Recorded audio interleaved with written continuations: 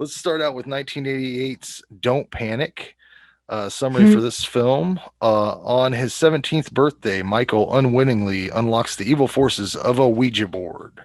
Written and directed by Rubén Galindo Jr. Jason, do you have information? I don't have anything. Oh, well, No, I'll tell you what. today was supposed to be the note day, and before I know it, I'm burning my house down. I'm putting up my parents' shower rods. Here, I got to pull it up. I got to pull it up. He's got to pull. He's going to pull it up.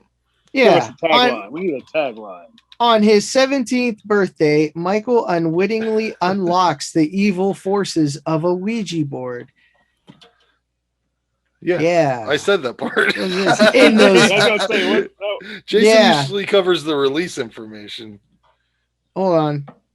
It's available it's available on Shudder. Yeah. Yes, it is on Shudder. And don't let it said that it was on Amazon, but that was through Shudder, and they said this movie was from 2007, which I assume is the release that when it was released on Blu-ray or whatever. Probably. But anyways, you can find it. It's out there. Yeah. The hell with it. The one thing that I will say that the artwork though that they used for Shudder or whatever, it's completely different. Yeah, that's what got my attention. And then once I saw the movie poster, I was like, well, that's not as good. That's not near as cool as what. I saw several different pieces of artwork for this, so there must be at least 3 covers or something going on. The thing that I thought was hilarious about this movie is they started out with a narration, like an 80s teen style narration. This guy's like, it might not be, it's going to be a weird birthday or whatever. It's like this whole thing. And I expected them to at least one other time bring that back into the movie, and they don't. Not even, and it's very weird, especially when you consider how the movie ends, because it's not really just a weird birthday, dude. Like, you fucking die. Like, that's the fucking weirdest birthday ever. Some guys just have a bad day. I think they must have forgot that they did that or something. I don't know. But this movie is just bizarre as fuck. Okay, so it's like a Spanish movie, right? Is that what? Yeah. Like there's Mexican. It was shot in Mexico. But all these people speak Spanish, I assume, on a regular basis, right? Like, or a lot of them do. Especially because it was all the father's dubbed. Straight up Mexican guy. It was dubbed. So a lot. There's just so many weird like cultural things that I noticed. Like they introduced this new girl at school, like she's the love interest, and she has one eyebrow. That's crazy. But that, and it's not crazy. She's not 1981. 1989. Yeah. So I'm thinking like in Mexico, maybe that's not like a weird thing. Maybe, and she's not an unattractive girl overall. She kind of looks like Heather Langenkamp. Unibrow before. Yeah, she's cute. She looks like a Hispanic Heather Langenkamp a little bit. Like that's what I was getting from it. But all right. It was just an unusual choice. You don't see that sort of casting for love interests. While I was watching this, I had a porn at work alert. Not only I saw that, and as soon as not only is it a trope, it's such a trope that this teen knows that these security guards are always looking at porn because he brings it to him and like gives him that sweet sticky pages that he needs to get through the day, I guess. But there's a fun montage that I liked a lot with delightful, fun, good vibe music. They're bike riding, they're playing with balloons, they're having a cultural appropriation photo session, like dressing up like Mexican folks. And I guess they're not though. He's a white guy, right? The main guy, like, is he white? He's white, but the dub for him is not a white guy. Yeah, I was like, well, I know there maybe could just be like a blonde-haired, light-skinned Mexican guy. No, I mean, hear it. You can hear it sometimes. Like, you hear that accent, like when he's banging on the door. Yeah, especially. I thought it was so. I laughed and unintentional humor throughout this whole thing. This guy has a girl in his bedroom, and she is thoroughly impressed with his multitude of race car posters. And like she's like really truly impressed. Then he has sex with her, and I'm betting that a guy with a haircut like this and a race car, like race cars everywhere, he's probably not getting. What does the guy wears? Why is he wearing those pajamas? Those are for adults. Pajamas. I've never seen. Man. Number one, we got to talk about this. He's supposed to be 17. Clearly, he's older than 17. Right. Give him wine. Stick him in little boys' pajamas, and he wears them like half the movie. Yeah, that is crazy. They're probably like, you know, it'd be really funny. We should just dinosaur pajamas. Go. Yeah, and I'm surprised they even make him in that size. But another thing I thought was weird was that like the bully guy, the guy that's always messing with him. He pushes him down in the cafeteria and then steps on his sunglasses with his fringy dad shoes. Why is this guy the bully? Why is he the guy? It should be one of his friends or one of these big dudes that you see all throughout the school. I don't know. I just thought those shoes were fucking on point for a bully. And I think all the stuff with the parents, the divorce and all that stuff, that's just nonsense, time wasting material that does not. This broken home does not work into this story whatsoever. It's just time wasted stuff. I love the cop. I think his name's Lieutenant Velasquez.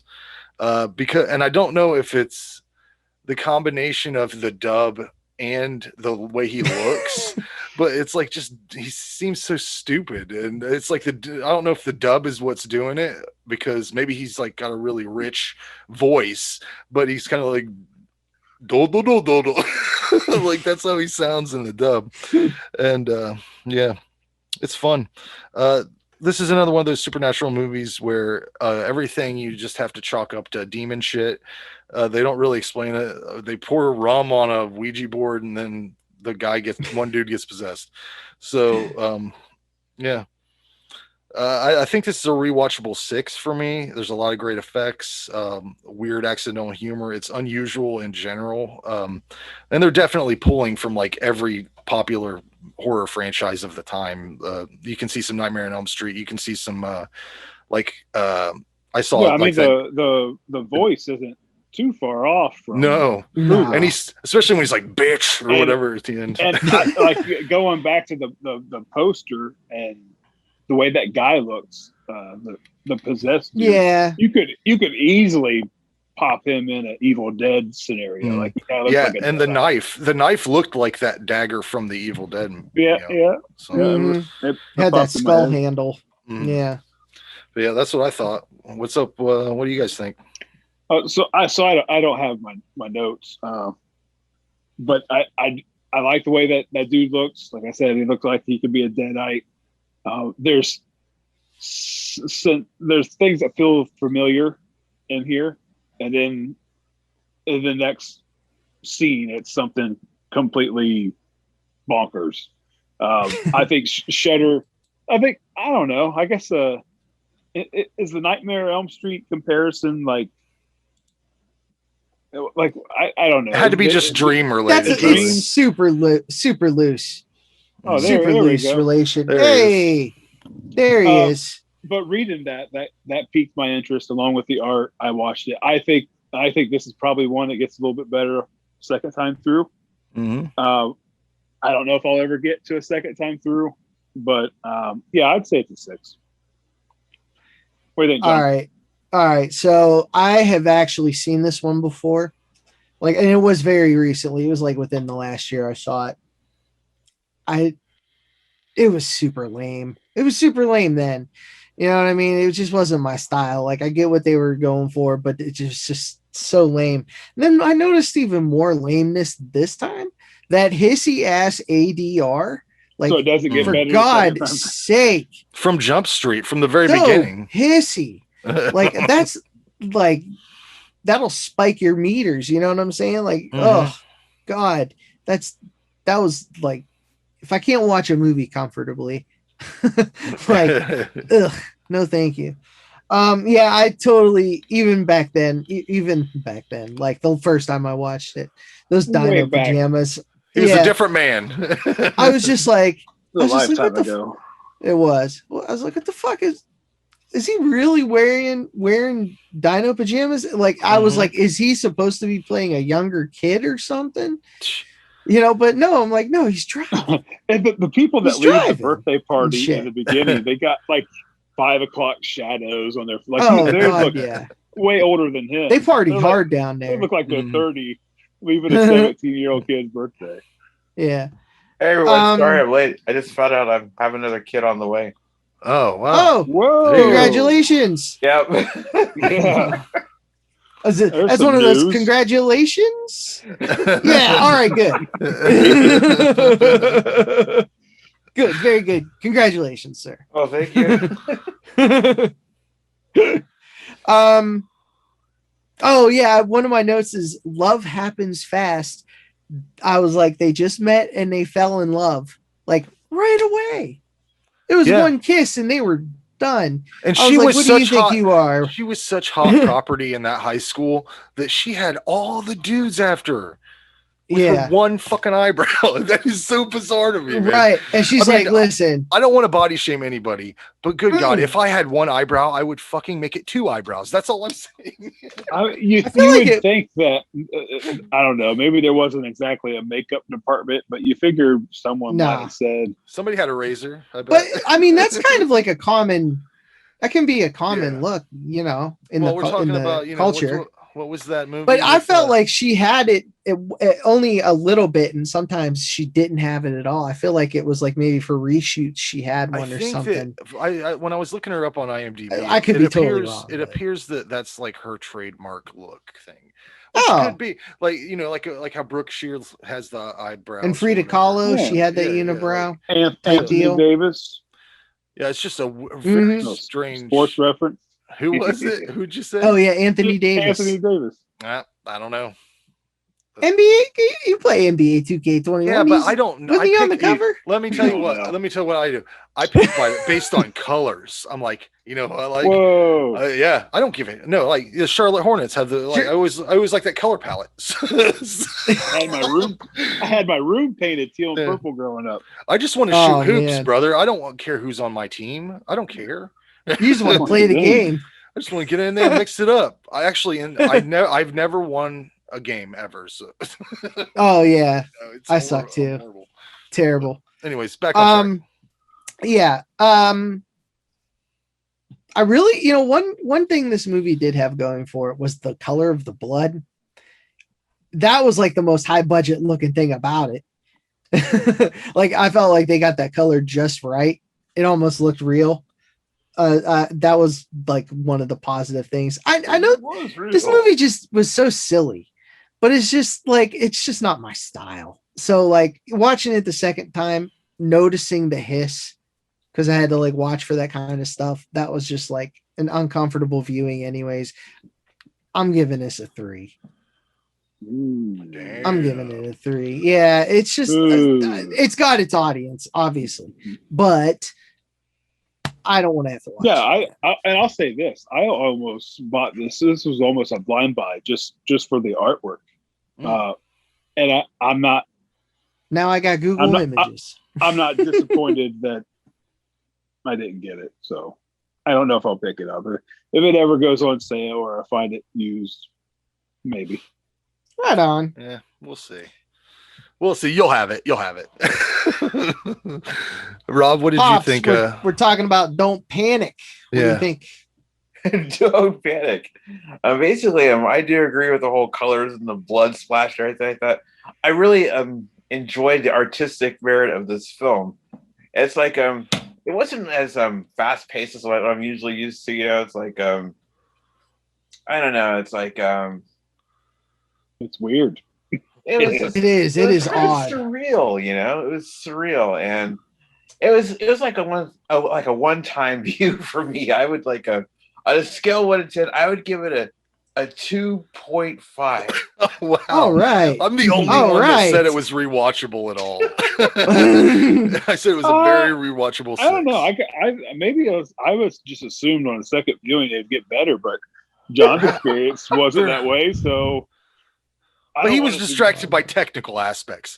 I didn't even notice that. So, Oh my God! Every time that girl talked, hi, Steven. It's like.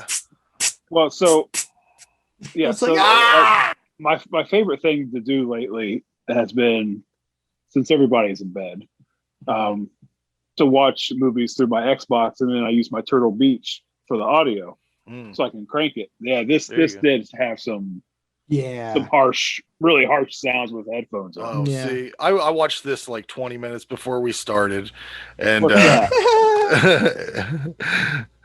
I can't read it. What is that? It's an angel pop from Buffy the Vampire Slayer. It's Angel. He's having show and tell, right? But I forget what I was fucking saying. God damn it. Oh, anyways. It doesn't matter. You said you're the only one that said it was rewatchable. Yeah. I think that it's just weird enough to where it's like one of those, like the movie Airplane and Airplane 2. Those are really rewatchable to me because you pick up on little tiny things that there has to be that shit. I'm just saying there has to be that shit in this because so many things don't make sense. And so many deliberate choices were made. Like, why did they have such that very long, unwieldy conversation between the mom and the dad about who was the better parent? Like, what was the whole purpose of that? They kept going back to that. The movie was long enough. They didn't need filler. They could have cut that out. The whole movie was an inside joke. Maybe there was. I think there was a lot of unintentional humor, but I don't know. Oh no, very much unintentional. I want to know what the pajama choice was, though. Like, we have to figure that out. There has to be somebody who knows the answer to that. I mean, is that Bischoff dude still alive? Like, might be on Facebook. I mean, the problem I have with that is, like, it has to either be the director was like, get me adult-sized dinosaur pajamas, or there was a miscommunication where he's like, we need some pajamas for the teen character to wear, and then some idiot brought those back, and that's all they had. I just don't get it. Anyways, I don't know if it was like a punishment or what. Like, I don't even think, and I don't think there's like nothing. I don't think there's nothing on it in IMDb either. It's hard to find information on this. And everybody that's in it only worked in. Everybody is it also listed as a comedy? Like, are we just not getting the humor in it? No, I think it's just it's a Mexican film. If you look at all these people work together on other shit, but it's all like Mexican films. And yeah, I don't know.